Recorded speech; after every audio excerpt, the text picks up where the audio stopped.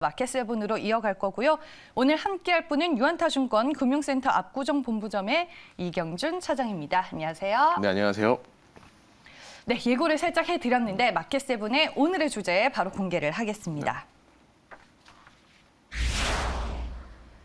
네, 어제 또 국내 증시에서 은행을 포함한 금융주들의 흐름이 좋았습니다. 최근에 시장에서 이 금융주를 바라보는 긍정적인 평가들이 좀 많은 것 같은데 네네. 시장의 대안이 될 수 있는 걸까요, 차장님? 네, 그러니까 대안이라는 단어가 중요하신 것 같아요. 네. 그러니까 좋은 주식들 강하게 수익이 날 수 있고 올라갈 수 있는 주식들이 있다라고 하면 대안을 찾지가 않죠. 근데 다 아시겠지만 시장이 불안한 요소들이 계속되고 연말이 되면 또 차익 실현의 우려가 많습니다.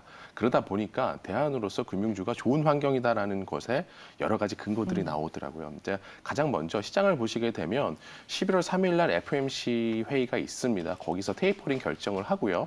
테이퍼링이 11월 중순부터 돈을 줄일지, 12월 중순부터 줄일지가 결정이 되게 됩니다. 그럼 약 8개월간 월간 단위로 해서 이제 150억 불씩 해서 8개월간 돈을 줄이게 되는데 돈이 줄어들면 금리는 상승하는 효과가 있죠. 또 최근에 아시겠지만 에너지 가격들이 많이 오르고 또 비철금속 같은 것들도 많이 올랐거든요. 결국에는 물가 부담이 있기 때문에 금리 인상을 원래는 내년 말 정도 예상을 했었었는데 미국에서 조기에 해야 된다는 또 우려도 있는 상황입니다. 그러다 보니까 계속 금리 인상에 대한 것들, 또 미국채 금리가 올라가고 있어서 금융주들이 좋은 상황이고요. 그런데 한국을 보시게 되면 중간재들을 수출을 많이 하거든요. 그러니까 원재료를 비싼 원재료를 사서 중간재로 팔게 되는데 그 파는 대상은 미국이 되는 소비재 기업들이겠죠. 그러면 가격 전가를 할 수 있느냐? 그렇지 않습니다. 반도체만 봐도 가격 전가를 못하는 상황이죠. 그러다 보니까 미국과 한국과 조금 차별화가 발생이 될 수 있고 한국은 펀더멘탈적으로 좋지 않은 상황이다. 그러면 시장에 당연히 대안이 될 수 있는 상황이 필요한 거기 때문에 배당 매력을 보더라도 연말이 되면 은행주들이 굉장히 좋을 수 있겠죠. 금융주들이. 네. 그러다 보니까 현재 상황에서 좋은 대안이 되고 있는 상황인 것 같습니다. 차장님이 말씀해 주셨다시피 최근에 네. 좀 많이 오른 종목들은 네. 이 악재에 크게 휘청이면서 차익 실현을 하고자 하는 그렇죠, 욕구가 그렇죠. 이제 조금 네, 확인이 네, 네. 되는 것 같아서 네. 이 돈이 또 다시 어디로 이동을 할까 그렇죠. 이런 고민도 되는 시점인 것 같고 금융주 특히나 은행 같은 경우에는 워낙 또 실적도 좋으니까 네, 네, 네. 어제 KB금융의 3분기 실적이 이제 공개가 됐고 하나 둘씩 실적들이 나오게 되는데 금융사들의 3분기 실적은 의심의 여지는 없는 걸까요? 저는 없다라고 생각을 네. 합니다. 일단은 먼저 발표한 미국 은행들도 마찬가지였고 네. 현재 우리나라에서 발표한 은행들도 마찬가지고요. 기본적인 구조는 예대 마진이라고 하잖아요. 예금과 대출의 그 차이를 먹는 건데 결국은 금리가 올라가게 되면 대출 금리는 빠르게 올라가죠. 네. 근데 반면에 조달 금리라고 하는 것들은 생각보다 빠르게 오르지 않거든요. 저희가 전에 화학 제품 같은 걸 말씀을 드리면서 P라는 것들을 항상 말씀을 드렸죠. 은행으로 보면 P가 이제 대출 금리입니다. 결국 네. 금리가 올라가게 되면 P 가격이 파파박 올라가게 되기 때문에 내년에도 은행주들은 더 좋을 수밖에 없는 겁니다. 그래서 KB은행 금융이 보내준 것처럼 국내 이제 상장된 3대 은행들도 전부 다 실적은 좋아질 수밖에 없고 또 올해 11월 25일로 알고 있습니다만 예정된 우리나라 이제 금통위에서도 0.25%를 올릴 가능성이 높습니다. 그러면 예대 마진은 더 올라가겠죠. 그래서 내년에도 실적은 좋지 않을까 개인적으로 생각하고 있습니다. 네, 알겠습니다. 반면에 은행주 하면은 배당에 대한 투자 포인트도 있는데 네. 배당 얘기를 하면 배당락 많이 있죠. 얘기를 하시는 분들도 네, 네. 있는 것 같고 은행주들이 가지고 있는 리스크 같은 건 없는 건지 우리가 좋은 얘기만 할 수는 그렇죠. 없는 네. 거잖아요. 네. 일단 다른 대안이 생기면 가장 큰 리스크겠죠. 네.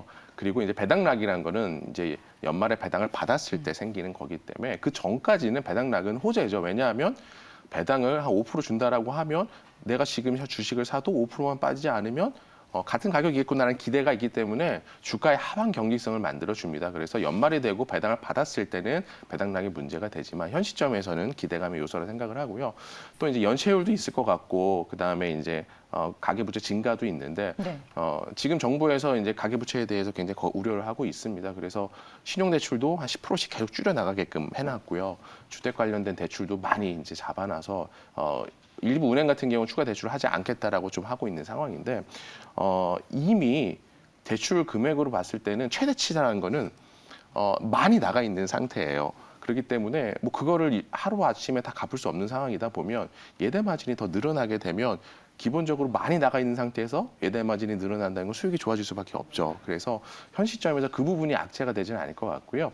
연체율은 당연히 있을 수밖에 없지만 보통 1금융 같은 경우와 2, 3금 나눠지죠. 선행대출이 나눠지는데 1금융의 연체율은 사실 데이터상으로도 크지 않고 지속적으로 이제 조금씩 줄여나가고 있는 과정이기 때문에 문제될 여지는 없다라 생각이 돼서 악재가 있지만 악재보다는 호재가 좀 더 크지 않을까 생각하고 있습니다. 그러면 개인 투자자분들 입장에서는 이제 은행주를 네. 배당 모멘텀으로 보고 직접 투자하시는 분들이 실질적으로 좀 많아요. 어때요?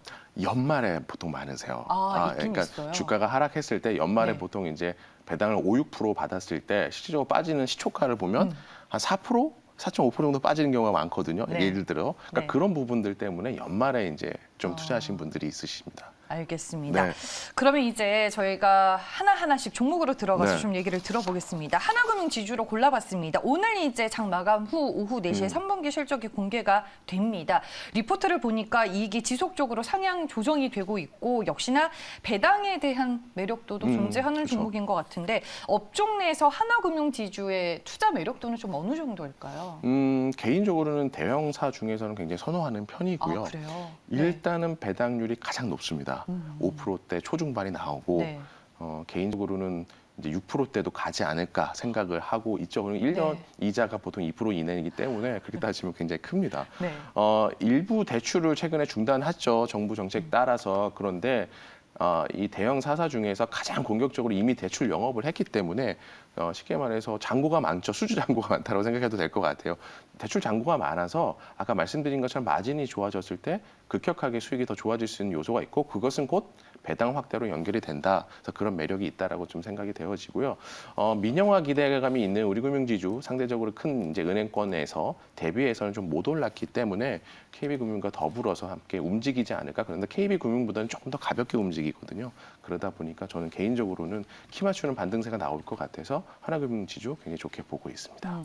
뭐 리포트들을 쭉 읽어보면 하나금융지주 이 정도의 뭐 밸류에이션을 받는 거는 너무 좀 저평가다. 그렇죠. 뭐 이런 네. 얘기들이 많던데 네. 거기에 대한 뷰는 우리가 어떻게 봐야 돼요? 예를 들어 KB금융 같은 경우는 뭐 특정 은행을 거론해야 될지 모르겠습니다만 네. PBR 기준에서 0.5배 정도 되거든요. 근데 하나금융 지주는 0.39배입니다. 그러니까 북밸류라는 것들을 봤을 때도 한 20% 이상 저렴한 상황이고 반면에 배당은 더 높고 이익은 같이 올라가고 있기 때문에 그러니까 기본적으로 이제 은행을 평가할 때 PBR을 많이 쓰는데 그 지표로 봤을 때도 싸기 때문에 아마 그런 얘기들이 많이 나오지 않을까 생각이 되어집니다. 네, 알겠습니다.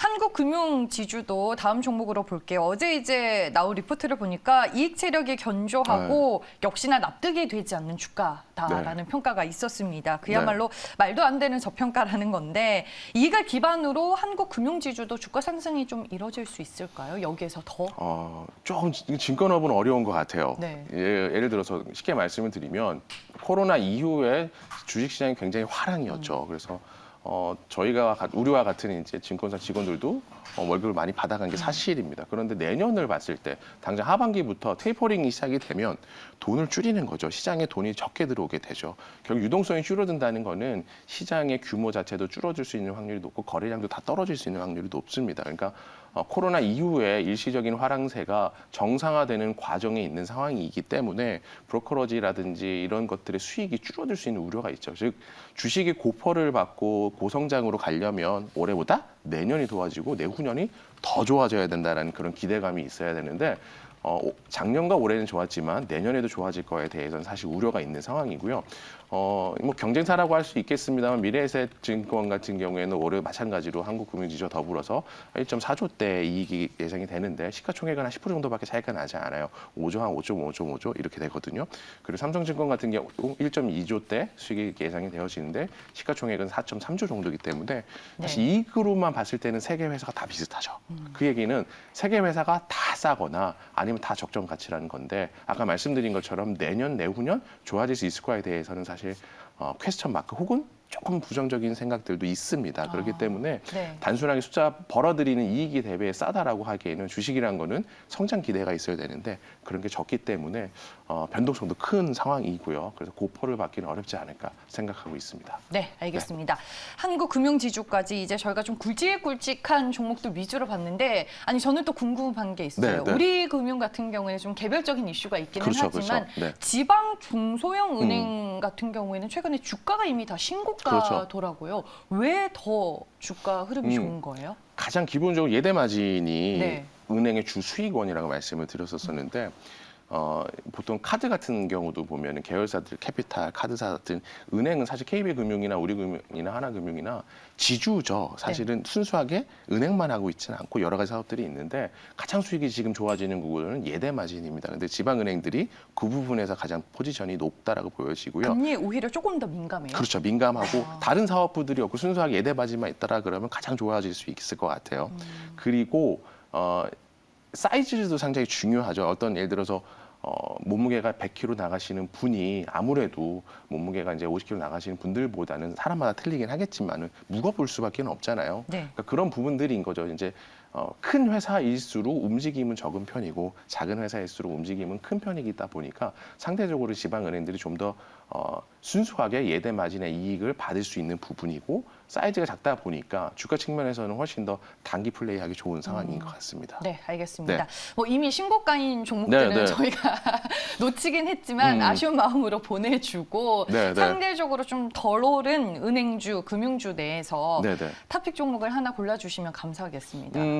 조금 전에 말씀드렸던 뭐 사실 지방은행이 매매로 봤을 땐 가장 좋은 선택이지만 항상 네. 부담이 있으시기 때문에 하나금융 지주를 저는 개인적으로 굉장히 좋게 그래요? 보고 있습니다. 네. 조금 특이한 점이 있어서 먼저 좀 서두에 말씀을 드리면 일반적으로 예대 마진보다는 뭐 증권사들에 대한 브로커지 수업이라든지 이런 것들이 마진이 조금 더 잘 나오는 경우가 있어요. 또 은행보다는 이금융이나 이런 것들이 좀 더 예대 마진이 크죠. 대출 이율이 높기 때문에. 그랬을 때 하나금융지주 같은 경우에는 자기 자본이죠. 자기 돈을 가지고서 저축은행이라든지 캐피탈이라든지 그 고금리 상품을 파는데 그리고 증권사 쪽에다가 많이 확충을 해줬어요.